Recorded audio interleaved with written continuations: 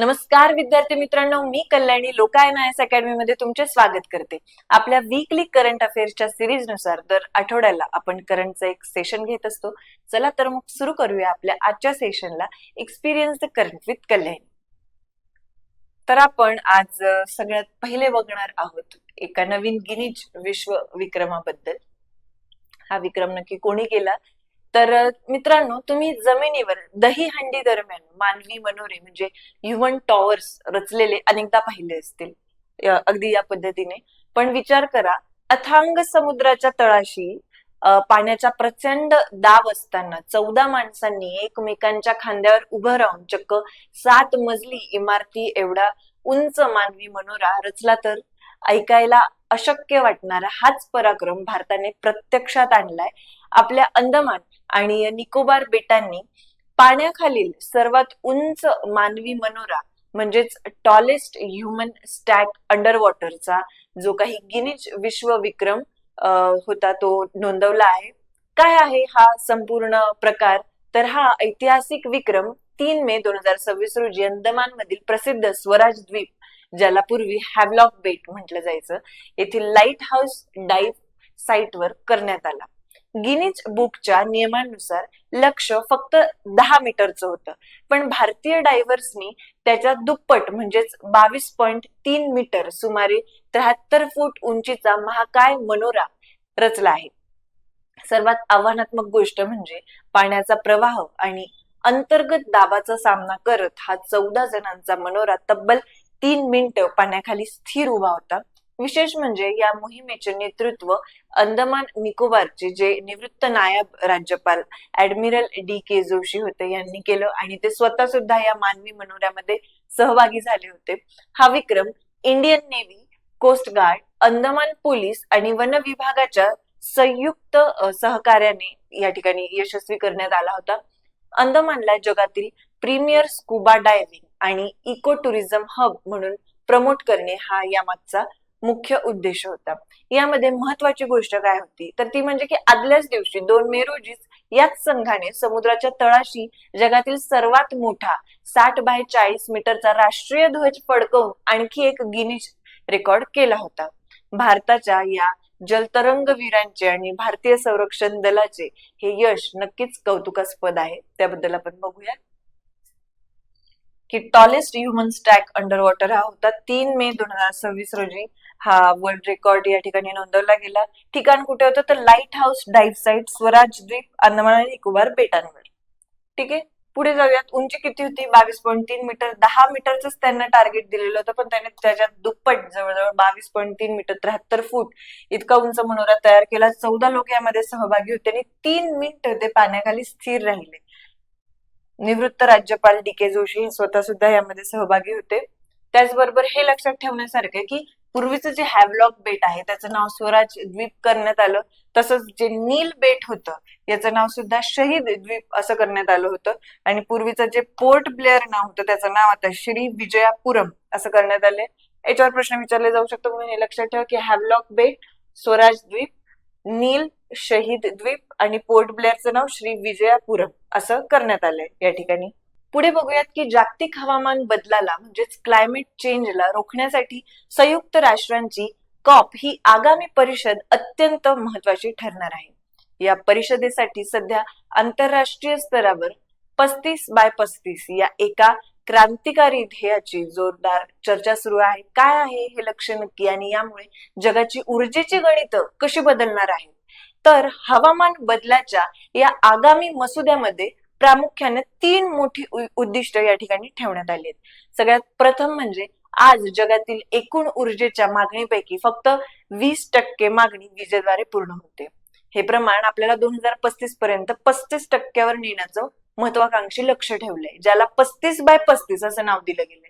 दुसरं म्हणजे काय तर इमारतींमध्ये वापरल्या जाणाऱ्या ऊर्जेची तीव्रता 2035 पर्यंतच 25% तरी कमी करायची.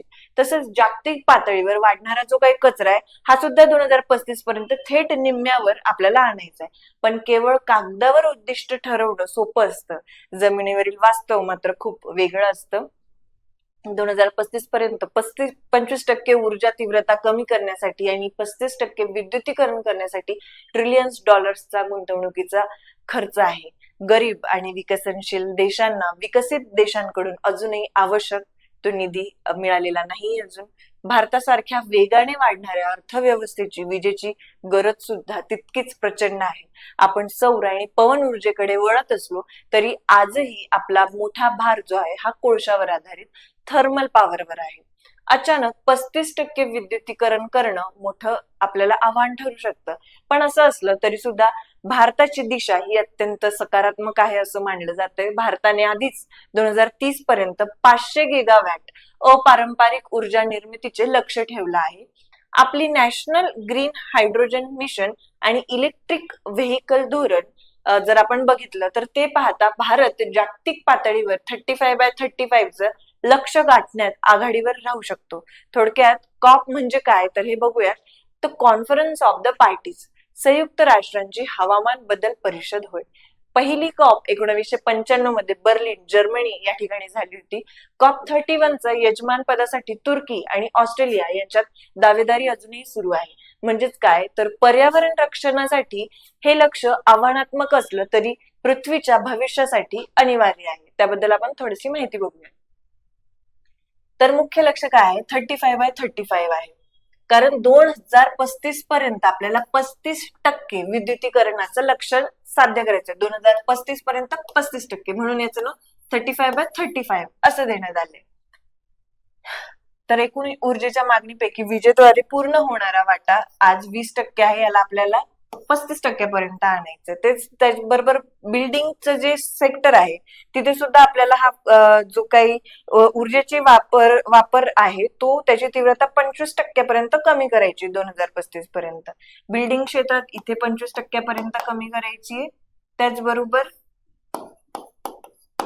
आपला जो कचरा वाढ आहे ही सुद्धा आपल्याला 50% कमी करायची, म्हणजे निम्म्यावर आणायची जवळजवळ 2035 पर्यंत.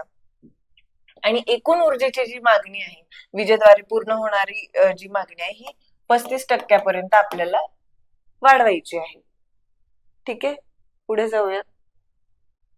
कॉप म्हणजे कॉन्फरन्स ऑफ द पार्टीज, हे संयुक्त राष्ट्रांच्या हवामान बदल संबंधित परिषद आहे. 1995 ला पहिली कॉप भरली होती. कॉप 31 2 देश एकत्र आहे अध्यक्षता करणार आहेत. तुर्की आणि ऑस्ट्रेलिया या ठिकाणी अध्यक्षता करणार आहेत. तर आता पुढे बघूयात की स्वतंत्र भारताचे पहिले पंतप्रधान जवाहरलाल नेहरू यांच्या नावावर असलेल्या एका ऐतिहासिक विक्रमाला पंतप्रधान नरेंद्र मोदी यांनी मागे टाकले. नरेंद्र मोदी आता भारताचे सर्वाधिक काळ सलग पदावर राहिलेले निवडून आलेले पंतप्रधान बनले आहेत. पंतप्रधान नरेंद्र मोदी यांनी 10 जून रोजी सलग 4399 दिवस पंतप्रधान पदावर पूर्ण केले. 26 मे 2014 रोजी त्यांनी पहिल्यांदा शपथ घेतली होती. तर 1952च्या पहिल्या सार्वत्रिक निवडणुकीनंतर नेहरूंनी 13 मे 1952 ते 27 मे 1964 सलग 4398 दिवस म्हणून देशाची सेवा केली होती. मोदींनी हाच विक्रम आता 1 दिवसाने मोडीत काढलाय. पण लक्षात ठेवण्याची गोष्ट ही आहे की जवाहरलाल नेहरूंचा एकूण जो काही कार्यकाळ होता हा 15 ऑगस्ट 1947 ते 1964 हा 16 वर्ष 286 दिवस म्हणजे 6130 दिवसांपेक्षा जास्त आहे. कारण 47 ते 51 पर्यंतचे जे दिवस आहे ते अंतरिम सरकारचे होते, थेट सार्वत्रिक निवडणुकीचे नव्हते. याशिवाय काही महिन्यांपूर्वी म्हणजेच मार्च 2026 मध्ये नरेंद्र मोदी यांनी आणखी एक अवाढव्य विक्रम केला होता. तो म्हणजे गुजरातचे मुख्यमंत्री प्लस देशाचे पंतप्रधान. हा त्यांचा एकूण जो लोकनियुक्त कार्यकाळ आहे हा 8931 दिवसांपेक्षा जास्त झालाय. या कामगिरीसह त्यांनी सिक्कीमचे माजी मुख्यमंत्री पवन कुमार चामलिंग यांचा 8930 दिवसांचा प्रदीर्घ विक्रम मोडीत काढला आणि ते भारताच्या इतिहासातील सर्वाधिक काळ राहिलेले सरकार प्रमुख म्हणजेच हेड ऑफ गव्हर्नमेंट या ठिकाणी ठरले. तसंच जुलै 2025 मध्ये त्यांनी इंदिरा गांधींचा 4078 सलग दिवसांचा पंतप्रधान पदाचा विक्रम मागे टाकला होता. भारताचे स्वातंत्र्य मिळाल्यानंतर जन्मलेले ते पहिलेच पंतप्रधान आहेत. त्याचबरोबर सर्वाधिक काळ राहिलेले बिगर काँग्रेसी आणि बिगर हिंदी भाषिक राज्यातले ते पहिले पंतप्रधान ठरलेत. पक्षनेते म्हणून सलग 6 निवडणुका जिंकणारे ते देशातील एकमेव नेते ठरलेले आहेत. 3 वेळा त्यांनी गुजरात विधानसभा 2002, 7, 12 आणि 3 वेळा लोकसभा 2014, 19 आणि 24. पंडित नेहरूंनंतर सलग 3 वेळा लोकसभा निवडणुका जिंकून पंतप्रधान बनणारे नरेंद्र मोदी हे देशातील दुसरेच नेते आहेत. त्यांच्याबद्दलची माहिती आपण बघूया की 4399 सलग दिवस ते पदावर राहिले. जवाहरलाल नेहरू 4398 सलग दिवस ते पदावर राहिले. जवाहरलाल नेहरूंचा एकूण कार्यकाळ 4398 पेक्षा जास्त आहे, पण या कार्यकाळामध्ये अंतरिम सरकारचा त्यांचा जो पंतप्रधान पदाचा कार्यकाळ आहे तो याच्यामध्ये इन्व्हॉल्व्ह न केल्यामुळे हा 4398 ठरतोय, कारण हा 1952 पासून कॅल्क्युलेट केलेला आहे. 1947 पासूनचा ते 12 मे 1952 पर्यंतचा जे दिवस आहेत ते याच्यामध्ये इन्क्लुडेड नाहीयेत. ठीक आहे. पुढे बघूयात की नेहरूंचा एकूण जो कार्यकाळ होता जो मी सांगत होते हा 15 ऑगस्ट 1947, 27 मे 1964 एवढा मोठा आहे, पण ते अंतरिम सरकारचे पंतप्रधान असल्यामुळे तो कॅल्क्युलेट नाही केलाय. पण जर तो याच्यामध्ये अंतर्गत आणला तर त्यांचा टोटल कार्यकाळ 6130 दिवसांपेक्षा जास्त ठरतोय, म्हणजे 16 वर्ष 286 दिवस ठरतोय. तर नरेंद्र मोदी हे मार्च 2026 मध्ये देशातील सर्वाधिक काळ निवडून आलेले सरकार प्रमुख ठरले. त्यांनी गुजरातचे मुख्यमंत्री पंतप्रधान म्हणून 8931 दिवसांपेक्षा जास्त कार्यकाळ त्यांनी निभवला आणि पवन कुमार चामलिंग यांचा 8930 दिवस इतका विक्रम होता. काही महत्वाच्या गोष्टी मोदींबाबत की इंदिरा गांधींचा सुद्धा त्यांनी विक्रम मोडला आहे. 4078 दिवस सलग पूर्ण त्यांनी केले आहेत. इंदिरा गांधींचे या ठिकाणी रेकॉर्ड मोडला गेला 25 जुलै 2025 ला. स्वातंत्र्यानंतर जन्मलेले ते पहिले पंतप्रधान होते. नेहरू व्यतिरिक्त पक्षनेते म्हणून सलग 3 निवडणुका जिंकणारे ते एकमेव पंतप्रधान आहे. सर्वाधिक काळ राहिलेले बिगर काँग्रेसी ते पंतप्रधान आहेत. त्याचबरोबर बिगर हिंदी भाषिक राज्यातून आलेले, त्याच्यानंतर लोकसभेत स्वबळावर पूर्ण बहुमत मिळवणारे ते पहिले बिगर काँग्रेसी नेते होते. गुजरात विधानसभा निवडणुका 2002, 7, 12, लोकसभा निवडणुका 14, 19, 24 त्यांनी जिंकल्या होत्या. पुढे बघूयात की जगातील सर्वात मोठ्या आणि सर्वात जास्त पाहिल्या जाणाऱ्या क्रीडा स्पर्धेचा थरार अखेर सुरू झालाय. फिफा विश्वचषक 2026 फिफा वर्ल्ड कप 2026 ची सुरुवात 11 जून रोजी झाली आहे. यंदाचा वर्ल्ड कप हा फुटबॉलच्या इतिहासातील आतापर्यंतचा सर्वात मोठा, भव्य आणि अनेक पहिल्या वहिल्या विक्रमांनी सजलेला वर्ल्ड कप ठरणार आहे. यंदाचा फिफा वर्ल्ड कप हा अनेक कारणांमुळे ऐतिहासिक आहे. तर फुटबॉलच्या इतिहासात ही पहिलीच वेळ आहे की जिथे 3 देश मिळून याचे आयोजन करत आहेत. असं कधीच झालं नाही याआधी. अमेरिका, मेक्सिको आणि कॅनडा हे ते 3 देश. हे सामने 39 दिवस चालणार असून 16 स्टेडियम्स मध्ये तब्बल 104 सामने खेळवले जातील. यंदा पहिल्यांदाच 32 ऐवजी 48 संघ आणि एकूण 1248 खेळाडू या महाकुंभात उतरले आहेत.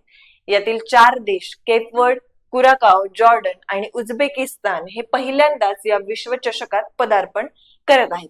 स्कॉटलंडचा 43 वर्षांचा गोलकीपर क्रेग गॉर्डन हा या वर्ल्ड कप मधील सर्वात वयस्कर, तर मेक्सिकोचा 17 वर्षांचा गिलबर्ट मोरा हा सर्वात तरुण खेळाडू आहे. क्लब फुटबॉलचा विचार केला तर इंग्लंडच्या मँचेस्टर सिटी क्लबने सर्वाधिक म्हणजेच आपले 19 खेळाडू या वर्ल्ड कप मध्ये उतरवले आहेत. अर्जेंटिनाचा लिओनेल मेसी हा विश्वचषकाच्या इतिहासात सर्वाधिक सामने म्हणजे जवळजवळ 26 सामने खेळणारा खेळाडू आहे. फुटबॉल वर्ल्ड कपची सुरुवात 1930 मध्ये उरुग्वे येथून झाली होती. ब्राझील हा सुरुवातीपासूनच्या सर्वच वर्ल्ड कप मध्ये सहभागी होणारा जगातला एकमेव देश असून त्यांच्या नावावर आतापर्यंत सर्वाधिक 76 विजय आणि 237 गोल्सचा विक्रम आहे. तसेच गतविजेत्या फ्रान्स देशाला यंदा सलग 3 वेळा अंतिम फेरीत फायनल मध्ये पोहोचण्याची ऐतिहासिक संधी असेल. त्याबद्दल आपण बघू की 48 संघ यावेळेस पहिल्यांदाच समावेश होणारे. त्यांचा 104 सामने, 39 दिवस, 16 स्टेडियम, 1248 खेळाडू आणि 449 क्लब यामध्ये समावेश होणार आहे. फिफा वर्ल्ड कपची सुरुवात कधीपासून झाली तर 1930 पासून उरुग्वे या ठिकाणपासून झाली. ब्राझील सुरुवातीपासूनच सहभाग नोंदवणारा देश होता. ब्राझीलचा विक्रम काय तर 76 विजय, 237 गोल हा ब्राझीलचा विषय. फ्रान्सची संधी सलग 3 वेळा अंतिम फेरीत पोहोचण्याची फ्रान्सला संधी. आयोजन कोण करते तर यावेळेस 3 आयोजक देश आहे, हे महत्वाचे. तर अमेरिका, मेक्सिको आणि कॅनडा हे 3 देश, अमेरिका, मेक्सिको आणि कॅनडा हे 3 देश यावेळेस आयोजन करणार आहे. ही अशी पहिलीच वेळ की 3 देशांनी मिळून आयोजन केले. पुढे बघूयात तर मेसी विश्वचषकात सर्वाधिक सामने खेळणारा खेळाडू आहे, 26 सामने आणि खेळले. सहभागी होणारा सर्वात वयस्कर खेळाडू आहे क्रेग गॉर्डन, 43 वर्ष वय, स्कॉटलंडचा गोलकीपर आहे तो. त्याचबरोबर सर्वात तरुण कोण आहे तर गिल्बर्ट मोरा, 17 वर्ष वयाचा आहे, हा मेक्सिकोचा खेळाडू आहे. पहिल्यांदा सहभागी कोण होणार? केपवर्ड, कुराकाव, जॉर्डन आणि उझबेकिस्तान. विश्वचषकात सर्वाधिक खेळाडू उतरवणारा संघ मँचेस्टर सिटी, 19 खेळाडू ते या ठिकाणी त्यांचे उतरवणार आहेत. 811 सहभाग घेतील. तर आता पुढे बघूयात की भारतामध्ये क्रिकेटला धर्म आणि क्रिकेटर्सना देव असं मानलं जातं. याच देवाचा म्हणजेच मास्टर ब्लास्टर सचिन तेंडुलकरचा एक ऐतिहासिक विक्रम अवघ्या 15 वर्षांच्या एका मुलाने मोडीत काढलाय. बिहारच्या वैभव सूर्यवंशीने भारतीय क्रिकेटच्या इतिहासात सर्वात कमी वयात राष्ट्रीय संघामध्ये निवड होण्याचा बहुमान या ठिकाणी मिळवलेला आहे. आगामी आयर्लंड आणि इंग्लंड विरुद्धच्या T20 मालिकेसाठी त्याची थेट भारतीय संघात निवड झाली. वैभवचा जन्म 27 मार्च 2011 रोजी बिहार या ठिकाणी झाला होता. म्हणजेच अवघ्या 15 वर्षे वयामध्ये त्याने भारतीय सिनियर संघात स्थान मिळवलंय. यापूर्वी सचिन तेंडुलकर यांनी वयाच्या 16व्या वर्षी आंतरराष्ट्रीय क्रिकेटमध्ये पदार्पण केलं होतं. वैभवने वयाचा हा विक्रम मागे टाकत भारतीय क्रिकेटच्या भात्यात सर्वात कमी वयाचा खेळाडू म्हणून प्रवेश केलाय. भारतीय क्रिकेट नियामक मंडळाने म्हणजेच BCCIने आगामी आयर्लंड आणि इंग्लंड विरुद्धच्या T20 मालिकेसाठी युवा खेळाडूंना मोठी या ठिकाणी संधी दिलेली दिसून येते. अनुभवी फलंदाज श्रेयस अय्यर या संघाचे नेतृत्व करणार आहे. तसंच तरुण आणि आक्रमक डावखुरा फलंदाज तिलक वर्मा याच्याकडे उपकर्णधार पद सोपवण्यात आले. या संघामध्ये वैभव सूर्यवंशीच्या रूपाने भारतीय क्रिकेटला एक नवीन आणि स्फोटक सलामीवीर मिळण्याची मोठी शक्यता निर्माण झालेली आहे. अवघ्या 15व्या वर्षी आंतरराष्ट्रीय क्रिकेटच्या दबावाचा सामना करणं हे वैभवसाठी खूप मोठं आव्हान असेल. आंतरराष्ट्रीय स्तरावरील गोलंदाजीचा वेग आणि रणनीती स्थानिक क्रिकेटपेक्षा पूर्णपणे वेगळी असते. परंतु मेक इन इंडिया आणि क्रीडा क्षेत्रातील बदलती धोरणं बघता BCCIने युवा गुणवत्तेवर दाखवलेला हा विश्वास देशातील कोट्यावधी गल्ली क्रिकेट खेळणारे जे काही तरुण आहेत त्यांच्यासाठी अत्यंत सकारात्मक आणि प्रेरणादायी संदेश देणारा आहे. थोडक्यात सांगायचं तर वैभव सूर्यवंशीची ही निवड भारतीय क्रिकेटच्या एका नव्या पर्वाची सुरुवात आहे. तो मैदानात कशी कामगिरी करतो याकडे संपूर्ण जगाचं आता लक्ष असणार आहे. भारतीय संघात निवड होणारा ठरला सर्वात कमी वयाचा खेळाडू वैभव सूर्यवंशी. त्याने IPL मध्ये पण खूप चांगली कामगिरी केली.